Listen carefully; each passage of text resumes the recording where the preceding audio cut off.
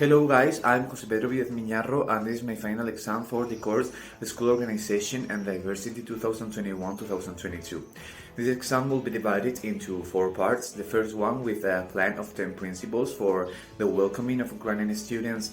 The second including 5 principles for improving the coexistence in the school. The third part that is about the most crucial elements of the diversity care plan, and finally a reflection.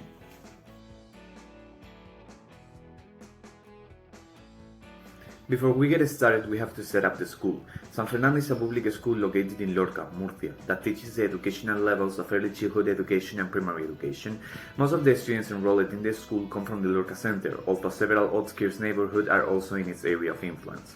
The students come from different sociocultural and economic backgrounds, predominantly medium-high levels. The leadership style can be defined as transactional, as the objective of the school and the principle is to make the school a balanced place of work and well-being. Here, there is a booster with most of the resources and services that the school has and offers, such as cleaning service, psychopedagogical and healthcare attendance, library and computer rooms, etc. Now we are going to see the principle that this school would offer to these Ukrainian kids. The first principle would be enabling a classroom for teaching Spanish classes and linguistic competencies, and these kids are in a situation of late integration and have language deficiencies. They will require reinforcement of teacher of Spanish and is carried out with the aim of facilitating the integration and coexistence of students with their Spanish classmates and strengthening their connection with their new context. The second is to dedicate some classes to a children's awareness of cultural diversification and acceptance. This is intended to avoid problems of discrimination among children through instilling the value of respect for all cultures and differences. It only requires that the teacher taught of each course and is intended to maintain an optimal class environment. The third one is to carry out a test or evaluation to know the knowledge and the level of students in order to facilitate the creation of a PTI and establish the level to which it must be assigned, that is, grouping. It requires the creation of the test by the faculty and the orientation team and the evaluation by the teacher, and is closely related to the relation that the students have with knowledge.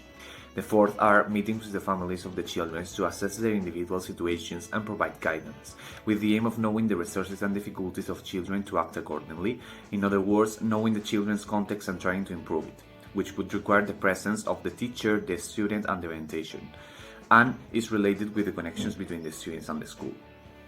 The fifth one regards including guidance workshop for managing the situation and emotions in the PAD for new students, to help them manage their personal situations and promote a better relation and coexistence with their peers. This requires the guidance teams of the school and tries to access the context and adaptation of the student.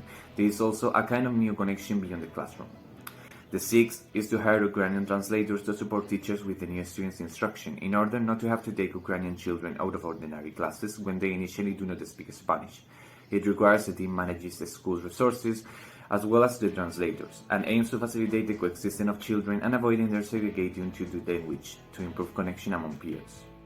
The same principle is to create a PTI so that the students are able to achieve the objectives. The aim is respecting the complexity and diversity of the situation, addressing the individual needs of each student with individualized responses, which requires the joint work of the tutor, the counselor, and the concierge. The eighth is to increase the split classes for a more individualized instruction, to have a smaller number of children in the classes so that the attention is greater and they can use more materials and cover more content, which requires splitting teachers apart from the assigned teacher and affects the structuration of the teaching. The ninth measure would be providing a welcoming classroom in the case that difficulties caused by the language are severe, so that the child meets the objectives and can pass the course in a way that does not alter the grouping and their social development with their peers. This requires teachers to be prepared and to take care of these classes. And the final idea is to encourage learning based on cooperative games, to improve socialization so that the kids could know their Ukrainian peers and work with them, creating better relations and improving coexistence in school. This would require the work of the teacher.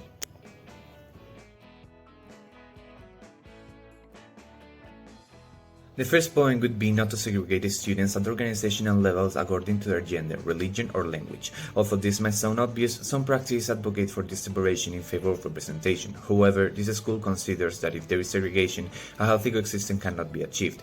So we wanted to relate this principle with complexities of a structure, creating one that relates and mixes context and diversity present in the school. As a transformational school, we advocate for a system that encourages diversity, integrity, as well as collaboration. The second one is to advocate advocate for collaborative and cooperative projects for students. Encouraging the collaboration and the search for development of all members is one of the bases of a transactional school. The aim regarding coexistent improvement is to strengthen the complex relation between peers as a way of generating debate and knowledge among these students. The third measure would be giving students equal right to express their cultures. As a common Spanish school, this principle aims to embrace multiculturalism and promote diversity of the students, respecting the transformational principle of inclusivity and creating a free environment. This would make the school open to change as well as is connected to the context creation and the teacher-student relation at the moment of adapting to a student's culture. The fourth point is using applicable and practical activities to foster respect for differences. By letting the students collaborate with each other, establish relations, and teaching them respect values, we could end discrimination and stereotypes that are detrimental to coexistence. This could include changes in the contents, the way of teaching them, the structuration of the students, and as a result, changes on the students' relation among them and with the whole school, fostering a friendly environment supported by transformational values. The final point is being open to changing the rules. This is crucial for coexistence as the context is always changing and we have to adapt to the demands that appear as a result. As the planification might be affected by randomness, being open to change the deterministic order is key to embrace the students' needs. This adaptation principle is supported by all leaderships except for the authoritarian one.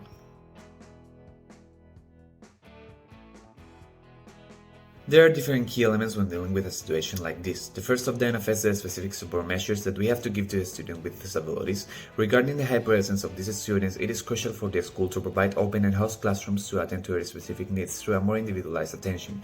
In a regime where there are few students with intellectual disabilities, it could be better not to include these measures at first, but educational system for these children, so that they are not separated from the regular class at any time. However, in this case where the number is higher, the most efficient thing is to enable these classes.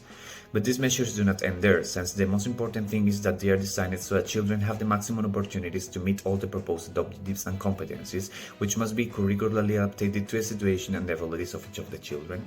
Therefore, within the specific measures, curricular adaptation and curricular and educational reinforcement programs should be prioritized as the main elements of the teaching plan, as maximizing the learning of these students is the main goal of the process. For all those, diversity support teams joined with the teachers, the counselor, and the head of the studies should be in charge of developing a general plan for facing the situation and also of creating and systematically revising the PTIs for these students. The other key element to take into account here is the general organization and measures of the school. In a situation where so much organization is required, the coordination of pedagogical and administrative teams that the school has must be optimal. This means that without the joint work of teachers, psychopedagogical teams, counselors, the diversity support team, and the head of the studies, it could be almost impossible to carry out the above measures successfully. The last major element would be the general measures, that is, those that are not only aimed at children with disabilities. In this case, great emphasis should be placed on the fight for real inclusion and against discrimination between peers, in addition, of course, to the organization of resources and spaces.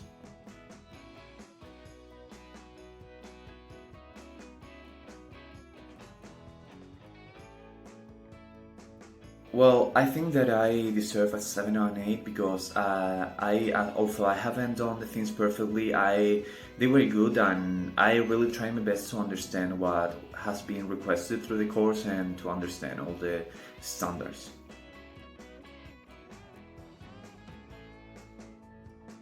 I think that this is not a proper idea but a reality, and this is that all the elements of the schools are really related. I think that the point of this blog is to realize that when making a decision as a teacher, you have to take into account many aspects. You cannot only focus on the decision to affect the children, but also on yourself, the timing, the resources, the problems they can cause, the actors involved. Complexity is really the key element of that, and is what this course focuses on the most.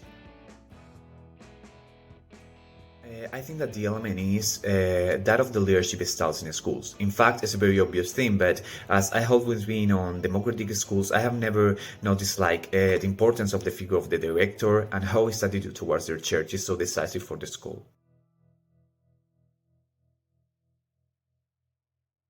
From a point of view, is definitely the concept of inclusion. Of course, like most people, I had a preconceived idea of what inclusion was. However, after this course, that idea has changed a lot. The care that must be taken, the measures that must be supported, and the repercussions that it can have on the life of the children, all this had made me learn that you have to investigate and work on inclusion more than I have ever thought.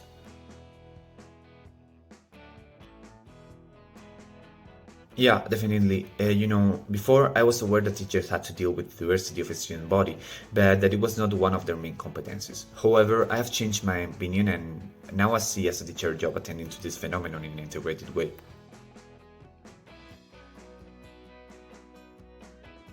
Honestly, I think that during the making of this video, I have realized how difficult it is to relate concepts. It is really very complicated, and I think I've been learning a little through the video, as well as to reflect. It continues to be difficult for me, and my reflections are still not the most complex in the world, but experience is born for practice, I guess.